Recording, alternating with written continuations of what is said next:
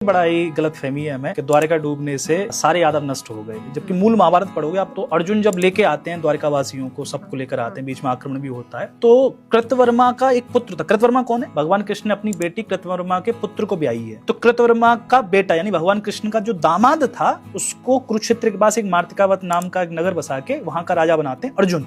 तो भगवान कृष्ण का दामाद बचेगा जो कि यादव है। फिर सात्विकी का एक पुत्र है युयुधानी, उसको सरस्वती के तट पर एक पूरा नगर बसा के देते हैं। सात्विकी कौन है? जो भगवान श्री कृष्ण का सबसे प्रिय सखा है। उद्धव और सात्विकी दोनों बड़े प्रिय सखा है। तीसरे वज्र, जो भगवान श्री कृष्ण के ही प्रपौत्र हैं, प्रद्युम्न, अनिरुद्ध और फिर अनिरुद्ध के पुत्र हैं वज्र। उनको दिल्ली का राजा बनाया जाता है। ये दिल्ली अधिकार में थी यादवों के। ये तीन वंश तो बचे ना वहां से, फिर वो आगे चलती लीनेज। लेकिन ये कहना कि द्वारका के बाद सब समाप्त हो गए, ठीक है, उसमें मारे गए प्रवास तीर्थ में, लेकिन वो अंधक, वृष्णि, भोज और यही तो थे, 2-3 शाखाएं तो थी।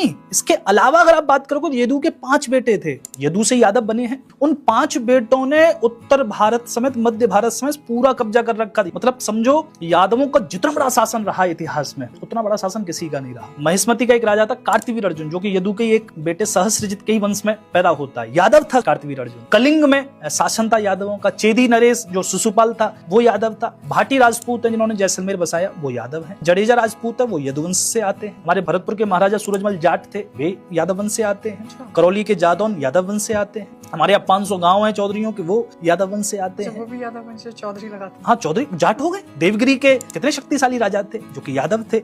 छत्रपति शिवाजी महाराज की माताजी यादव थी। उनकी सेना में बहुत सारे यादव सेनापति थे जो उनके लिए जूझे। कर्नाटक में मैं पढ़ रहा था कि मैसूर के राजा का जो वंशावली है कर्नाटक में, वो यादवों से निकली है। कहां तक पहुंचे हो? यादव बहुत पुराना वंश है। क्या ये यादव शब्द रहा, ये बहुत बड़ी बात है कि हम यादव शब्द को 5-4 सालों से यूज कर रहे हैं। आप कैसे कह सकते हो कि यादव नष्ट हो गए? तो यादवों की बहुत सारी शाखाएं थी, इनको शाखाओं के बारे में नहीं पता, इतिहास नहीं पता। अब ऐसा थोड़ी सारे यादव इकट्ठे होकर द्वारका पहुंचे और वहीं नष्ट होकर मर गए।